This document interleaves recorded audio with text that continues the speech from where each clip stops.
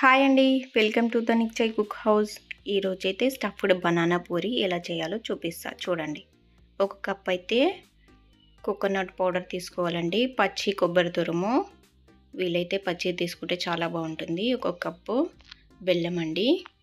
ఒక బనానా అండి, పండిన బనానా తీసుకోవాలి. అరటిపండు ఇట్లా తొక్క తీసి చిన్న చిన్న పీసెస్లా కట్ చేసుకోవాలండి. నేను చూపిస్తున్న విధంగా చిన్న చిన్న పీసెస్లా కట్ చేసుకోవాలి.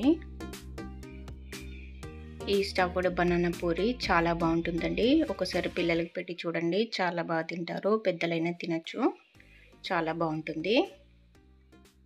చూడండి, ఇలా పీసెస్గా నైఫ్తోని కట్ చేసుకున్న తర్వాత ఈ మొత్తం కలుపుకోవాలండి. బెల్లం తురుము, ఇంకా కుడుక, పచ్చి కుడుక, బనానా మొత్తం కలుపుకొని రెడీ పెట్టి. ఇప్పుడైతే ఇది వచ్చేసి పిండి అండి. గోధుమ పిండిలో కొంచెం వాటర్, కొంచెం నెయ్యి వేసుకొని చపాతీ పిండిలో కలుపుకోవాలి. ఇప్పుడైతే చేతు వేలతో ఇలా నెయ్యి పెట్టుకుంటూ పూరి సైజు చేసుకోవాలండి. చిన్న పూరి సైజ్ చేసుకొని లోపల మనం ప్రిపేర్ చేసుకున్న స్టఫ్ ఉంది కదా, బనానా స్టఫ్, అది పెట్టుకోవాలండి. ఇందులో పెట్టుకొని స్టఫ్ బయటకు రాకుండా వేళ్ళతో స్టఫ్ని ఇట్లా లోపలికి పెట్టి క్లోజ్ చేసుకోవాలండి. చూడండి, నేను చూపిస్తున్న విధంగా స్టఫ్ని లోపల పెట్టుకుంటూ చిన్న పూరి సైజులా చేసుకోవాలండి. మనం పూలలు బొబ్బట్లు అంటాం కదా, సేమ్ దానిలాగా చేసుకోవాలండి. కాకపోతే ఇది కొంచెం మందంగా పిండి చేసుకోవాలండి. పూరి స్టఫ్ విడిపోకుండా చూసుకోవాలి. ఇలా చేసుకొని పెట్టుకోవాలి. ఒకటి తర్వాత ఒకటి చేసుకొని పక్కన పెట్టుకోవాలి. నేనైతే 2 చేసుకున్నాను చూడండి. ఇప్పుడైతే ఒక ప్యాన్ పెట్టుకొని హీట్ అయిన తర్వాత 1 టీ స్పూన్ నెయ్యి వేసుకోవాలండి.